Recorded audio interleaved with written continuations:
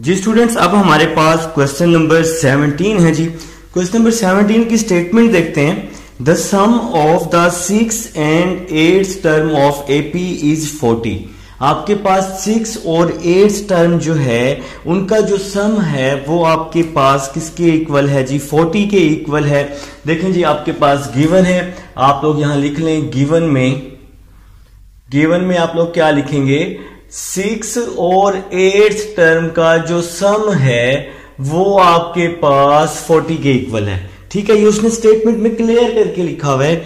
इसके बाद वो हमें स्टेटमेंट में कह रहे हैं and the product of 4th and 7th term. ये देखिए, ये तो इक्वेशन 1 बन गई। इसके बाद वो हमें कह रहा है कि प्रोडक्ट है A4 और A7 का, वो किसके इक्वल है जनाब? 220 के इक्वल है जी। 220 के इक्वल है जी आपके पास प्रोडक्ट। वो कह रहे हैं कि फाइंड द एपी। आपने क्या करना है? एपी को फाइंड करना है। अब उसने जी हमें यहां पर दो इक्वेशंस दे दिए। इन दो इक्वेशंस को यूज करके एपी आप लोगों ने क्या करना है? फाइंड करना है। देखें, एपी का मतलब सीक्वेंस फाइंड करना है। आपने सीक्वेंस फाइंड करने के लिए दो चीजें चाहिए। एक क्या चाहिए? A1 और दूसरा D चाहिए। ये दो चीजें आप लोगों को पता है। देखें, इक्वेशन 1 ले रहा हूं मैं। A6 plus A8 is equal to 40 आ जाएगा। देखिए, मैं आपको ना अब रस पे करके दिखा रहा हूं साइड पर। देखें, ये चीज आप लोग पहले कई दफा कर चुके हैं। देखें, फार्मूला होता है ना एपी का, AN is equal to A1 plus N-1D। मैंने आपको बताया था कि A के साथ जो वैल्यू होती है वो N की होती है। तो N की जगह जब मैं 6 पुट करूंगा, A6 A1 प्लस N की जगह मैंने 6 पुट कर दिया, A6 is equal to A1 6 minus 1 5D आ जाएगा। तो हमारे पास A6 की इक्वेशन आ गई, जो कि मैं यहां लिख रहा हूं A1 प्लस 5D। ये मैंने A6 की इक्वेशन लिख दी है। अब मैं A8 की निकालूंगा। A8 की A के साथ जो वैल्यू होती है वो N की होती है ना। अब इस फार्मूले में N की जगह 8 पुट कर दूंगा। A8 A1 प्लस N की जगह 8 आ जाएगा। A8 A1 plus 8 minus 1 7D हो जाएगा। तो ये A8 की इक्वेशन आ जाएगी। तो फिर भाई A8 हमें मिल चुका है। A1 plus 7D is equal to 40। देखें जी, मैंने अब आपको इक्वेशंस निकाल के दिखा दिया है। आप लोग अगर ये पेपर में ना कर लेना, साइड पर ये दोनों इक्वेशंस फाइंड कर लें, A6 और A8 की, तो चेक करने वाले पे अच्छा इंप्रेशन पड़ेगा। तो इंप्रेशन डालना भी जरूरी होता है चेक करने वाले पर, ताकि उसको पता चले कि भाई बच्चे को आता है। ठीक है, A1 प्लस A1 क्या हो जाएगा? 2A1। 5D प्लस 7D क्या हो जाएगा? 12D हो जाएगा, इज इक्वल टू 40 आ जाएगा। इसमें से 2 कॉमन ले लिया मैंने। A1 plus 6D is equal to 40 आ जाएगा। ठीक है, A1 प्लस 6D, 2 यहां मल्टीप्लाई हो रहा है तो 2 को मैंने यहां पर डिवाइड कर दिया। A1 प्लस 6D, 40 को 20 पर डिवाइड किया तो आंसर क्या आ जाएगा? 20 आ जाएगा। इसको मैं नाम दे देता हूं इक्वेशन का, तो इसको मैंने इक्वेशन 3 का नाम दे दिया है। ठीक है, मेरे ख्याल से यहां तक समझ आ गई है। अभी हमने सॉल्व किया है जवानों, इक्वेशन 1 को सॉल्व किया है। अब आप लोग सॉल्व कर लेंगे इक्वेशन 2 को। इक्वेशन 2 को सॉल्व कर लेंगे भाई। इक्वेशन 2 ले लेते हैं अब। फ्रॉम इक्वेशन 2 लिखें जी, लिखें, शाबाश। From equation 2। अब हम लोग इक्वेशन 2 ले रहे हैं। इक्वेशन 2 है आपके पास A4 A7 is equal to 220 जी। इक्वेशन 2 है आपके पास। इसको भी हमने सेम टू सेम A4 को निकाल लेते हैं। A4 फार्मूला होता है ना, AN is equal to A1 plus N-1D। ठीक है, ये आपके पास है। AP का फार्मूला होता है। मैं आपको बता चुका हूं कि A के साथ जो वैल्यू होती है वो N की होती है। तो अब A के साथ 4 है तो N की जगह मैंने 4 पुट किया। A1 plus 4 minus 1D A1 4 minus 1 3D, तो ये A4 की वैल्यू आ चुकी है, A4 की। तो A4 की वैल्यू मैंने लिख दी A1 प्लस 3D, ठीक है। और A7 की क्या वैल्यू आएगी, A1 प्लस 6D आ जाएगी। भाई पता है ना कैसे, इसी फार्मूले में यार n की जगह 7 पुट कर दोगे, देखो हर चीज बतानी पड़ती है, n की जगह 7 पुट कर दो, n की जगह 7, A1 n की जगह 7 पुट कर देंगे, तो A1 7 माइनस 1 6D आ जाएगा। तो ये भाई हमने n की जगह वैल्यू पुट कर दी है, ठीक है। अब आपको समझ आ चुका है कि A4 कैसे निकाला और A7 कैसे निकाला। इसको मैं जरा रेज कर देता हूं ताकि अब हम अपने क्वेश्चन को नेक्स्ट स्टार्ट करें। चलें देखें जी, नेक्स्ट देखिएगा सब लोग। A1 प्लस 6D किसकी इक्वल है, 20 की। A1 प्लस 6D 20 है, तो A1 प्लस 6D की जगह मैंने 20 पुट कर दिया, A1 प्लस 6D की जगह 20 पुट कर दिया, इज इक्वल टू 220 आ जाएगा। A1 प्लस 3D 220 ओवर 20 आ जाएगा। इसको आप लोग डिवाइड कर लें तो आपके पास क्या आंसर आ जाएगा, 11। तो इसको हम नाम दे देते हैं इक्वेशन 4 का। तो भाई अब आप लोगों को पता है इक्वेशन 3 और 4 बन चुकी है। इक्वेशन 3 और 4 को सब्ट्रैक्ट करके वैल्यूज फाइंड कर लेते हैं। लिखें जी सब लोग, subtract equation 3 and 4, subtract equation 3 and 4। Equation 3 और 4 को भाई सब्ट्रैक्ट कर रहा हूं। इक्वेशन 3 है मेरे पास A1 plus 6D is equal to 20। Equation 3 ये लिखी मैंने जो हमने यहां से फाइंड की थी। और इक्वेशन 4 है A1 plus 3D is equal to 11। Subtract में साइन क्या होते हैं भाई, चेंज हो जाते हैं। सब्ट्रैक्ट में साइन चेंज होते हैं ना। तो अब देखो जरा क्या होगा, A1 से A1 क्या हो गया, कैंसल हो गया भाई, A1 की हमने छुट्टी कर दी, ठीक है। तो नेक्स्ट देखो जरा, 6D और 3D क्या बच जाएगा, 3D बच जाएगा, 20 माइनस 11 9 बच जाएगा, ठीक है। अब ये 3 यहां पे मल्टीप्लाई है तो वहां जाके क्या हो जाएगा, डिवाइड हो जाएगा ना भाई, ठीक है। इसको जरा हम सेपरेट कर लेते हैं।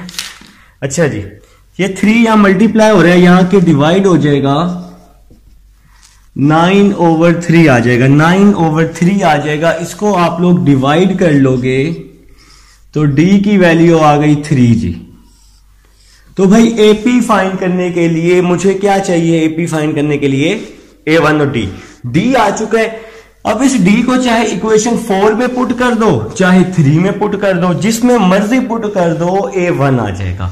कहां पुट करें, इक्वेशन 4 में। भाई आपकी दिलों की आवाज मैंने सुन ली है, इक्वेशन 4 आसान है। Put D is equal to 3 in equation 4। Equation 4 में पुट कर देते हैं, A1 plus 3D, A1 plus 3। अब ये D है ना, D की वैल्यू पुट कर दी। D किसके इक्वल है, इस D की जगह मैंने 3 पुट कर दिया, D की जगह, और यहां 11 आ जाएगा, वैसे का वैसे ही आ जाएगा। A1 प्लस 3 3 9 हो जाएगा। A1 11 माइनस 9 हो जाएगा बेटा। 11 माइनस 9 क्या होता है, 2 होता है। तो ये A1 की वैल्यू आ गई। चलें जी, मुबारक हो, दोनों वैल्यूज आ चुकी हैं। अब आप लोगों ने AP फाइंड करना है। तो AP फाइंड करने का फार्मूला आपको आता है ना, फर्स्ट वैल्यू A1, फिर second value A1 plus D, फिर third value A1 plus 2D up to so on. तो AP फाइंड कर रहे हैं ना भाई, तो AP का यही फार्मूला होता है। सीरीज होता तो फिर बीच में हम प्लस लगाते, सीरीज होता तो बीच में प्लस लगाते, ठीक है। तो A1 किसके इक्वल है, 2 के, A1 2 के, प्लस D किसके इक्वल है, 3 के। फिर यहां भी A1 2 प्लस 2, D की जगह 3 आ जाएगा, अप टू सो ऑन आ जाएगा, ठीक है। 2 आ जाएगा, 2 प्लस 3 5 आ जाएगा, 2 3 6, 6 प्लस 2 क्या होता है, 8 होता है। तो ये आपका जी आंसर है, ये आपकी एपी है। क्वेश्चन सॉल्व हो चुका है। ये था जी क्वेश्चन नंबर आपके पास 17 था, क्वेश्चन नंबर 17। अब हम चलते हैं अपने नेक्स्ट क्वेश्चन नंबर 18 की तरफ। स्टूडेंट्स अब हमारे पास क्वेश्चन नंबर 18 है जी। क्वेश्चन नंबर 18 की स्टेटमेंट लिखी हुई है, if a square b square c square are in AP, अगर ये सारी वैल्यूज एपी में हैं तो आपने शो करना है कि ये तीनों वैल्यूज भी एपी में हैं। तो ठीक है जी, तो एपी शो करना है। सबसे पहले हम ना इसका फर्स्ट वैल्यू का एपी का रिजल्ट चेक कर लेते हैं। ठीक है, इसका स्टार्ट करते हैं बेटा। एज लिखेंगे यहां पर, as a square b square c square are in AP. अच्छा, अभी कंप्लीट होगा ना, फिर इंशाल्लाह आपको ना अच्छी समझ आने वाली है। ठीक है, अगर ए square b square c square AP में है तो फिर हम एपी का कॉमन डिफरेंस कैसे फाइंड करते हैं? सेकंड को फर्स्ट में से माइनस करते हैं। देखें जी, सेकंड को फर्स्ट में से माइनस करते हैं, सेकंड को फर्स्ट में से माइनस करते हैं, सेकंड को फर्स्ट में से, सेकंड को फर्स्ट में से माइनस किया। B square minus a square को हमने लिख दिया b minus a, b plus a. इसी तरह c square minus b square को हमने लिखा c minus b, c plus b लिख दिया। ठीक है जी, अभी हमने सिंपल हमने क्या किया, ये वैल्यू जो थी ना, ये वैल्यू एपी में थी, इसका कॉमन डिफरेंस सेकंड को फर्स्ट में से, सेकंड को फर्स्ट में से माइनस किया। B square minus a square को लिखा b minus a b plus a, और इसको लिखा सी माइनस बी और सी प्लस बी। अब यहां मैं थोड़ी सी जगह छोड़ूंगा, यहां पर मैं एक वैल्यू फाइंड करूंगा, उसके लिए मैं एक जगह छोड़ने वाला हूं, आप लोग भी छोड़ लीजिएगा। नेक्स्ट में जाके आपको बताऊंगा कि ऐसा मैंने क्यों किया और मैं कौन सी वैल्यू यहां फाइंड करूंगा। ठीक है, यहां पर मैं थोड़ी सी स्पेस को छोड़ दूंगा। अब मैं आऊंगा भाई दूसरी कंडीशन की तरफ। दूसरी कंडीशन है कि ये वाली जो तीनों वैल्यूज हैं, ये तीनों वैल्यूज भी क्या है बेटा, एपी में हैं। ठीक है, अब आप लिखेंगे नाउ क्या चीज, ये तीनों वैल्यूज जो हैं 1 ओवर बी प्लस सी, 1 ओवर सी प्लस ए, 1 ओवर ए प्लस बी, ये तीनों वैल्यूज किस में हैं, एपी में हैं। ये तीनों वैल्यूज किस में हैं भाई, एपी में हैं। तो आप लोगों ने प्रूव करना है, शो करना है, इसका रिजल्ट एपी में आना चाहिए, मतलब इसका कॉमन डिफरेंस सेम आना चाहिए। एपी तब ही प्रूव होगा जब कॉमन डिफरेंस क्या होगा, सेम होगा। ठीक है, अब जरा नेक्स्ट चलते हैं भाई। अब पहले हम फर्स्ट वैल्यू का कॉमन डिफरेंस निकाल लेते हैं। d is equal to, second को फर्स्ट में से क्या करते होते हैं, माइनस करते होते हैं। 1 ओवर सी ए, 1 ओवर बी प्लस सी। ठीक है जी, सेकंड को फर्स्ट में से माइनस कर दिया है। अब मैं इसका एलसीएम ले लूंगा, नीचे वाली वैल्यूज को multiply, d is equal to, इन दोनों को multiply, c plus a b plus c, नीचे वाली वैल्यूज को मल्टीप्लाई कर दूंगा और बाकी वैल्यूज को क्रॉस मल्टीप्लाई कर दूंगा। एलसीएम लेने का आसान तरीका होता है, नीचे वाली वैल्यूज को मल्टीप्लाई, बाकी वैल्यूज को क्रॉस मल्टीप्लाई। b प्लस सी को 1 के साथ किया, b प्लस सी। अब देखो भाई, इसको इसके साथ सेंटर में माइनस और इसको इसके साथ, तो c प्लस ए आ जाएगा। ठीक है, d इज इक्वल टू, इसकी ब्रैकेट ओपन कर रहा हूं, b प्लस सी माइनस ए, डिवाइड में आ जाएगा c प्लस ए और b प्लस सी आ जाएगा। मेरे ख्याल से यहां तक समझ आ चुकी है। अब देखो भाई, प्लस सी से माइनस सी क्या हो गया, कैंसल हो गया, बाय बाय कर दिया भाई इसको। ठीक है, तो ये आपके पास आ गया d is equal to b minus a over c plus a और b प्लस सी। इसको मैं नाम दे देता हूं इक्वेशन 1 का। अभी हमने ना फर्स्ट कॉमन डिफरेंस फाइंड किया, सेकंड को फर्स्ट में से माइनस किया। अब इसको भी माइनस कर देते हैं, सेकंड को फर्स्ट में से माइनस कर देते हैं, क्योंकि भाई ये अब 3 नंबर्स हैं तो कॉमन डिफरेंस तो प्रूव करना है ना, तो हमें इसलिए इसको माइनस करना पड़ेगा। अब इसको इसमें से 1 ओवर ए प्लस बी माइनस ये वाली वैल्यू 1/c प्लस ए, सी प्लस ए। ठीक है, अब हम इसका एलसीएम ले लेते हैं। नीचे वाली वैल्यूज को मल्टीप्लाई ए प्लस बी सी प्लस ए, बाकी वैल्यूज को क्रॉस मल्टीप्लाई सी प्लस ए को 1 के साथ, फिर ये मिड वाला माइनस ए प्लस बी को 1 के साथ, तो ए प्लस बी आ जाएगा। ठीक है, अब आप लोग इसकी ब्रैकेट ओपन कर लेंगे, सी प्लस ए माइनस अंदर जाएगा तो इसके साइन चेंज कर देगा, और नीचे वाली ये वाली वैल्यू वैसी की वैसे ही आ जाएगी, सी प्लस ए आ जाएगा। ठीक है ना बहादुरों, अब देखो भाई, ए से जो ए है प्लस ए से माइनस ए क्या हो गया, कैंसिल कर दिया, इसको बाय बाय कर दिया, सी माइनस बी आ गया, डी इज इक्वल टू ऊपर बच गया सी माइनस बी और नीचे बच गया ए प्लस बी और सी प्लस ए।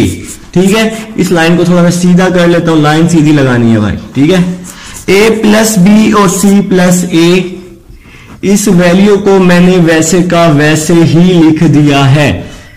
ये इक्वेशन 2 बन गई है भाई, इक्वेशन 2। अब देखो क्या प्रूव करना है, ये वाला कॉमन डिफरेंस और ये वाला कॉमन डिफरेंस सेम लेके आना है। ठीक है, सेम लेके आना है, इसको मैं इक्वेशन 2 का नाम दे देता हूं। आपकी मर्जी है, इक्वेशन 1 ले लो या इक्वेशन 2 ले लो। अगर मैं इक्वेशन 1 लेता हूं, इक्वेशन 1 के ऊपर क्या है, b माइनस ए, तो मुझे b माइनस ए की वैल्यू यहां से निकालनी पड़ेगी। अगर मैं इक्वेशन 2 लेता हूं तो फिर इसके ऊपर क्या है नॉमिनेटर में, प्रूफ करने के लिए, तो ये c माइनस बी है, तो मुझे यहां से c माइनस बी की वैल्यू निकालनी पड़ेगी। अच्छा, मैं यहां से c माइनस बी की वैल्यू निकाल के, इसलिए मैंने ये स्पेस छोड़ी थी ताकि इक्वेशन 1 या 2 में से आप लोग जो मर्जी इक्वेशन ले लें। अभी मैं इक्वेशन 2 ले रहा हूं ना, इक्वेशन 2 के ऊपर क्या है, c माइनस बी है, तो यहां से मैं c माइनस बी की वैल्यू निकाल लूंगा। ये c प्लस बी यहां मल्टीप्लाई हो रहा है, यहां आके डिवाइड हो जाएगा। ठीक है, ये c माइनस बी की वैल्यू आ गई। अब इस c माइनस बी की वैल्यू को यहां पर पुट कर दूंगा। मेरे ख्याल से बात की समझ आ गई है। इसको आप इक्वेशन 1 का नाम दे दो, ठीक है ना, इसको इक्वेशन 2 का नाम दे दो, इसको इक्वेशन 3 का नाम दे दो। अभी मैं इक्वेशन 3 ले रहा हूं ना, इसमें वैल्यूज को पुट कर दूंगा। From equation 3 d is equal to c minus b निकाला है ना मैंने, c माइनस बी, तो c माइनस बी की वैल्यू में पुट कर रहा हूं ताकि मैं इसका कॉमन डिफरेंस सेम कर सकूं। c माइनस बी की क्या वैल्यू है, b minus a, b plus a, c plus b. c minus b की वैल्यू पुट कर दी, b minus a, b plus a over, इसके ओवर में क्या है, c प्लस बी, तो इसके ओवर में c प्लस बी ओवर ये c माइनस बी की वैल्यू पुट की है सिंपल, और ये डिवाइड वाली वैल्यू वैसी की वैसे ही आ जाएगी, a प्लस बी और c प्लस ए आ जाएगा। अगर आप यहां पर ये वाली इक्वेशन लेते ना, इक्वेशन 2, तो फिर यहां से b माइनस ए की वैल्यू निकालते, b माइनस ए की वैल्यू निकालते। अगर ये इक्वेशन लेते तो b माइनस ए की वैल्यू निकालकर b माइनस ए की जगह पुट कर देते, तो वो इक्वेशन 3 बन जाती, प्रूव हो जाता। अभी हमने ये वाली इक्वेशन ली है ना, तो इसके ऊपर है c माइनस बी, तो ये मैंने c माइनस बी की वैल्यू इस इक्वेशन से फाइंड की है, जो उसने हमें कहा हुआ था कि ये वैल्यू AP में है। अब जरा नेक्स्ट चलते हैं। d is equal to b minus a, b plus a over, इन दोनों को आपस में इक्वेशंस को मैं मल्टीप्लाई कर दूंगा, इस वैल्यू को इसके साथ भी मल्टीप्लाई कर देंगे। ठीक है, कोई फर्क नहीं पड़ेगा। पहले a प्लस बी लिख लेते हैं, फिर c प्लस ए लिख लेते हैं, और फिर ये c प्लस बी लिख लेते हैं। अब जरा देखना क्या होने वाला है, a प्लस बी से a प्लस बी क्या हो गया, कैंसल हो गया, छुट्टी कर दी। तो d is equal to b minus a, ऊपर ये b माइनस ए बच गया, नीचे क्या बच गया, सी प्लस ए और सी प्लस बी। अब देखो भाई इक्वेशन 3 ली थी, क्या इक्वेशन 2 प्रूव हो गई? ये देखो ये वाली इक्वेशन और ये वाली इक्वेशन ये दोनों प्रूव हो गई। इसको हम नाम दे देते हैं 4 का। From 2 and 4, from equation 2 and 4 hints prove. तो इक्वेशन 2 और 4 से हमारा प्रूव हो गया। तो भाई सिंपल सा इक्वेशन था, रट्टा नहीं लगाना। देखो इक्वेशन 2 और 4 सेम आ गई। हमने इक्वेशन 3 का यूज किया है। इक्वेशन 3 का यूज कैसे किया है? इसके ऊपर क्या था? c माइनस बी था। तो यहां से मैंने c माइनस बी की वैल्यू को फाइंड किया, c माइनस बी की वैल्यू को। अगर मैं इक्वेशन 2 लेता ना, इक्वेशन 2 के ऊपर क्या है? b माइनस ए ना, तो यहां से मैं b माइनस ए की वैल्यू को फाइंड करता और यहां पे पुट कर देता। इक्वेशन 2 और 3 में से जो मर्जी इक्वेशन ले लो, यहां से वैल्यू फाइंड करनी पड़ेगी। सिंपल पुट करेंगे तो दूसरी इक्वेशन का कॉमन डिफरेंस आ जाएगा। तो यही होता है एपी में। एपी में यही होता है कि कॉमन डिफरेंस क्या होता है बेटा? सेम होता है। ये था जी क्वेश्चन नंबर 17 और 18 अभी हम इस लेक्चर में कर चुके हैं। अभी हमने 18 किया।